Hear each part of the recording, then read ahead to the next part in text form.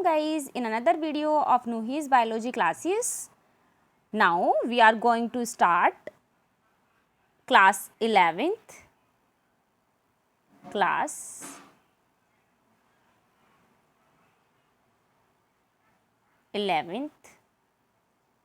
NCERT or NCERT series of 11th NCERT series of 11th।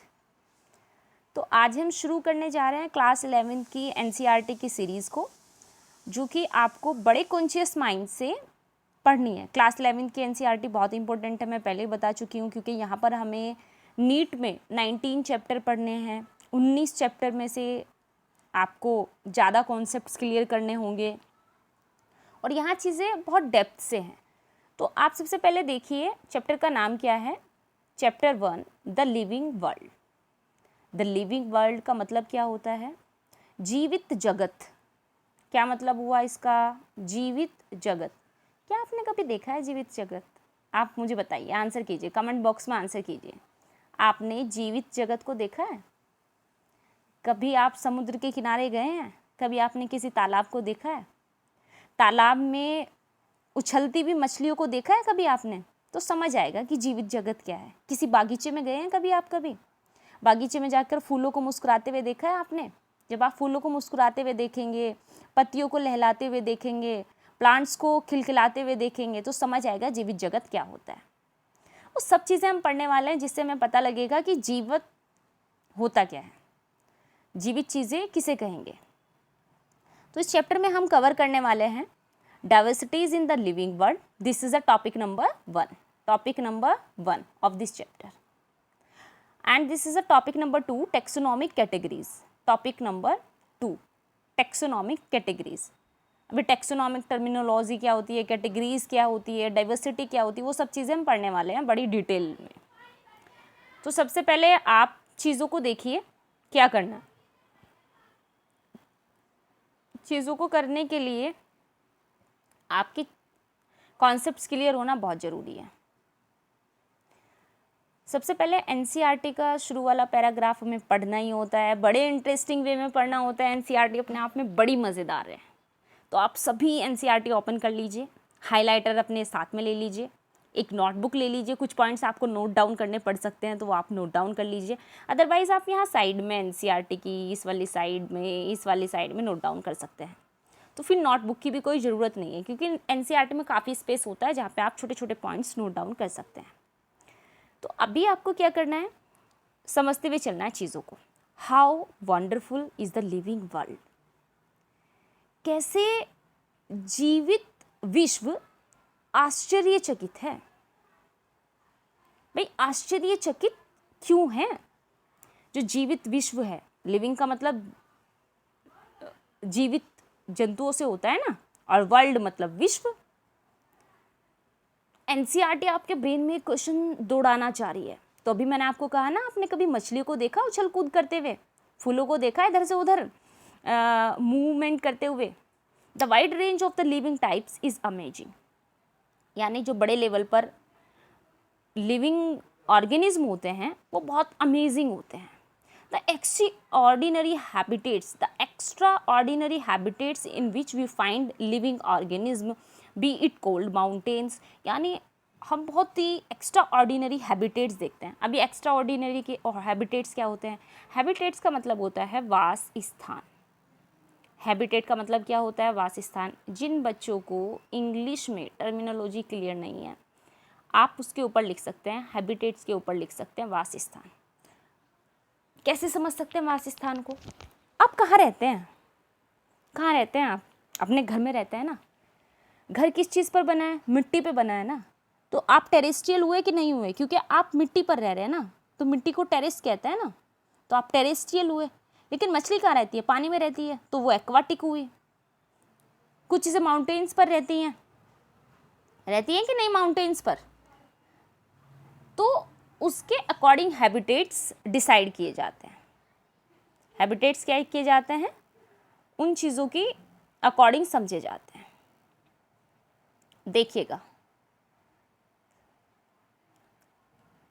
B it cold mountains, deciduous forest. Deciduous forest क्या होते हैं?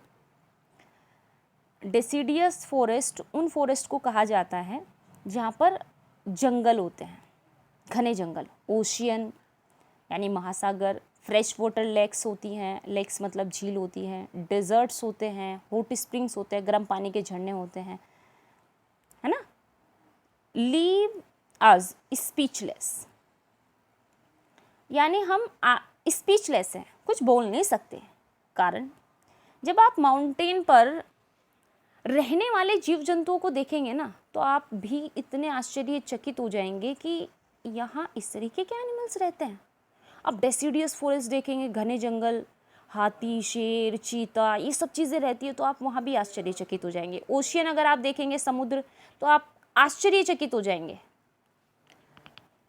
Fresh water lakes, lakes में आप देखते हैं ना, अगर आप मूवी वगैरह भी देखते तो बहुत सारी बटरफ्लाईज, इंसेक्ट्स होते हैं, बहुत सारे प्लांट्स वहाँ रहते हैं। डेजर्ट मतलब रेगिस्तान में आप देखते हैं बहुत तरीके के एनिमल वहाँ रहते हैं, प्लांट्स भी डिफरेंट डिफरेंट होते हैं। तो आप ये सब चीज़ें देखकर स्पीचलेस रह जाते हैं कि कहें तो क्या कहें कि गॉड ने कितना ब्यूटीफुल क्रिएशन किया है इस वर्ल्ड में। गॉड ने जो क्रिएशन किया है ना, वो वाकई में काबिल तारीफ़ है। गॉड के जैसा तो कोई ले ही नहीं सकता भाई। ह्यूमन बीइंग्स ने क्या किया? रोबोट बनाए। ह्यूमन बीइंग्स ने क्या किया? रोबोट बनाए। पर इंसान जैसे रोबोट तो नहीं बना पाए ना, क्योंकि गॉड ने बनाया ना इंसान को। तो गॉड ने इस छोटी सी अर्थ पर डिफरेंट डिफरेंट ऑर्गेनिज्म को अलग अलग हैबिटेट में डेवलप किया है।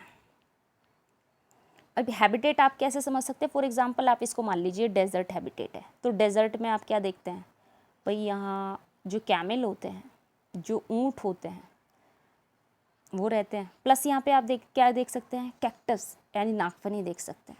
अभी आप इसको मान लीजिए पोंड, पोंड में आपने बहुत सारी फिशेस देखा है, तो पोंड में क्या होता है? फिशेस रहती है। अब भाई फिशेस लैंड पे नहीं रह सकती ना, मिट्टी में तो फिशेस नहीं रह सकती ना। अब लैंड पे फिशेस क्यों नहीं रह सकती है? क्योंकि आपने बचपन में पढ़ी है ना पोयम, मछली जल की रानी है, जीवन उसका पानी है, हाथ लगाओ डर जाएगी, बाहर निकालो मर जाएगी। तो बाहर निकालने से क्यों मर जाती है मछली? क्योंकि वहाँ पर उसको प्रॉपर वे में ऑक्सीजन नहीं मिल पाता, क्योंकि फिश के पास लंग्स नहीं होते हैं। तो कुछ फीचर्स होते हैं सभी ऑर्गेनिज्म के। The beauty of galloping horse of the migrating birds, यानी आप ये भी चीज़ देखकर आश्चर्यचकित हो जाएंगे कि गैलोपिंग हॉर्स कितना ब्यूटीफुल है। और माइग्रेटिंग बर्ड्स जो सर्दियों के समय माइग्रेट करके हमारी कंट्री में आ जाती है, और हमारी कंट्री के कुछ बर्ड्स बहुत ज़्यादा समर सीज़न होने पर विंटर सीज़न जहाँ पर चलते हैं वहाँ पर चली जाती है, उसको माइग्रेटिंग बर्ड्स बोलते हैं। तो बहुत ब्यूटीफुल आपने बर्ड्स देखी हैं। वैली ऑफ फ्लावर्स है नी, बहुत डिफरेंट डिफरेंट वहाँ पर फ्लावर्स होते हैं। अटैकिंग शार्क की वॉक्स, यानी आपने शार्क फिश देखी है। And deep sense of wonder, यानी आप इतनी चीज़ें देखते हैं कि अगर आप ओशियन में चले जाएं, बहुत गहराई में चले जाएं, तो वहाँ आपको इतने सारे मॉलस्का, इतने सारे सीलेंट्रेट्स एनिमल्स मिलेंगे। आप देखकर अनुभव नहीं कर पाएंगे कि ये कौन सा ऑर्गेनिज्म है और क्या ये एनिमल हो सकता है, क्या ये प्लांट हो सकता है। आप मजबूर हो जाएंगे सोचने पर, आपको समझ में नहीं आएगा, क्योंकि अभी भी बहुत सारी स्पीसीज़ है जिनकी रिसर्च ही नहीं हुई है। ठीक है। The ecological conflict and cooperations among members of the populations and among populations of the community, even the molecular traffic inside a cell make deeply reflect। कुछ चीज़ें क्या होती हैं, आपस में कोऑपरेशन बना लेती हैं। कोऑपरेशन का मतलब एक रिलेशनशिप बना लेती है, और फिर उससे क्या बनती है? पॉपुलेशन बनती है, और पॉपुलेशन से क्या बनता है? कम्युनिटी बनती है, और कम्युनिटी से आप क्या देखते हैं? वर्ल्ड डेवलप होता है। बहुत सारी ऐसी चीज़ें हैं जो एनसीईआरटी आपके ब्रेन में लाना चाहती है। एनसीईआरटी आपसे क्या कह रही है कि ऐसा कोई भी हैबिटेट नहीं है जिसमें लिविंग वर्ल्ड या लिविंग ऑर्गेनिज्म नहीं है। हर एक हैबिटेट में लिविंग थिंग्स है, ईच एंड एवरीथिंग हैबिटेट्स में। अब आप आ जाइए अपने पहले टॉपिक की ओर। टॉपिक है diversity in the living world, यानी वर्ल्ड में बहुत ज़्यादा विभिन्नताएं हैं। डाइवर्सिटी का मतलब होता है विभिन्नताएं। विभिन्नताएं भाई, मछली अलग होती है कि नहीं होती है? किससे अलग है मछली? चिड़िया से। चिड़िया किससे अलग है? सांप से। है कि नहीं है? इंसान किससे अलग है? शेर से। शेर किससे अलग है? ऊंट से। ऊंट किससे अलग हुआ? टाइगर से, चीता से। तो बहुत सब चीज़ें हैं जो एक दूसरे से अलग है, उसी को तो डाइवर्सिटी कहते हैं। उसके बिहाफ पर क्या किया जाता है? फिर क्लासिफिकेशन किया जाता है कि इस चीज़ को हम इस ग्रुप में पढ़ेंगे, इस चीज़ को हम इस ग्रुप में पढ़ेंगे। देखिए, if you look around you will see a large variety of living organism. यानी अगर आप अपने चारों ओर देखेंगे तो आपको लार्ज वैरायटी में ऑर्गेनिज्म दिखाई देंगे। भाई आप अपने घर के चारों ओर ही देख लो, आपको छिपकली दिखाई देगी, कीड़े मकोड़े दिखाई देंगे, आपको कुछ बर्ड्स दिखाई देंगी, आपको कैट दिखाई देगी, आपको डॉग्स दिखाई देंगे। तो कैट और डॉग्स दोनों डिफरेंट है कि नहीं है? तो आपको अपने चारों ओर डिफरेंट ऑर्गेनिज्म दिखाई देते हैं। बी इट पॉटेड प्लांट्स, यानी अगर आप पॉटेड प्लांट्स भी देखेंगे तो पॉटेड प्लांट्स भी क्या होते हैं? यानी जो गमलों में लगाए हुए प्लांट्स होते हैं उनको पॉटेड प्लांट्स कहते हैं। इंसेक्ट्स, बर्ड्स, योर पेट्स और अदर एनिमल्स एंड प्लांट्स।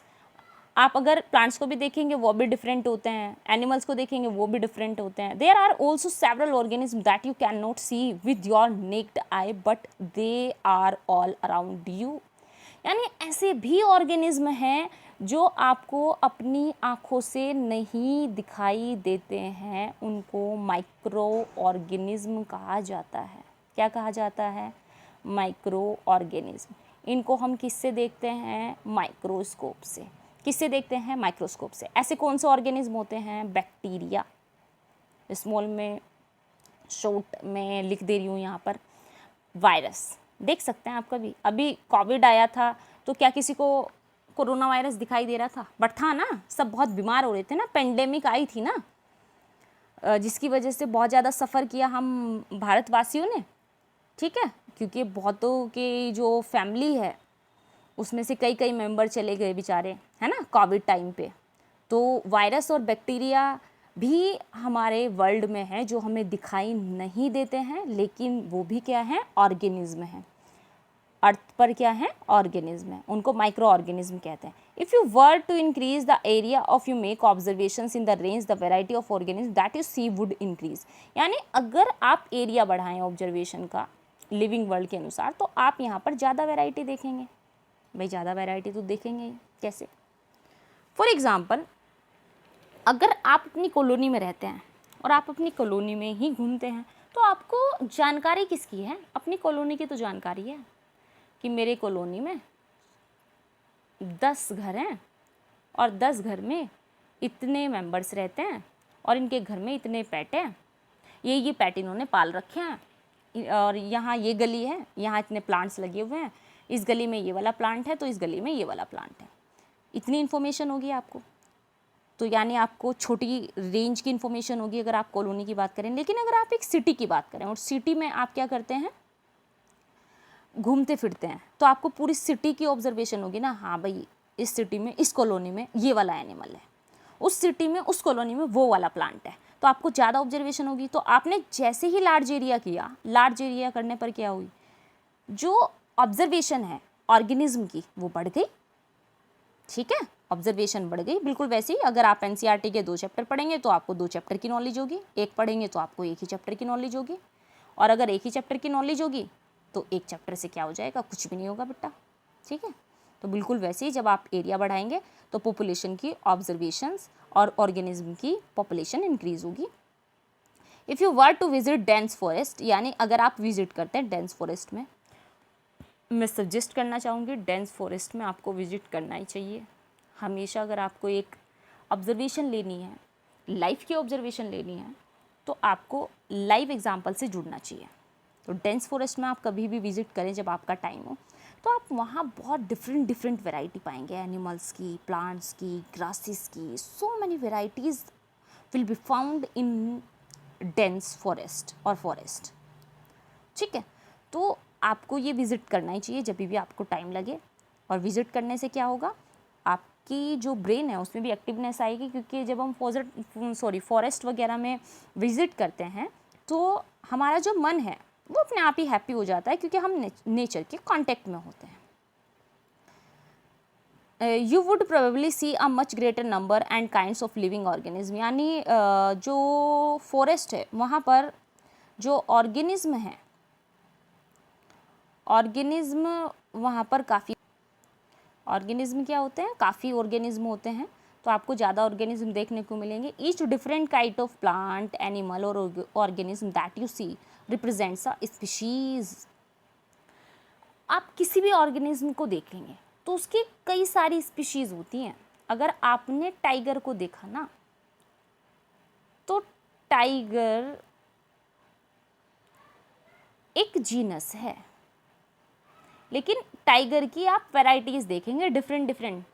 भाई हम सब ह्यूमन बीइंग है कि नहीं है? चलिए अच्छे एग्जाम्पल से हम आपको बताते हैं. हम ह्यूमन बीइंग है.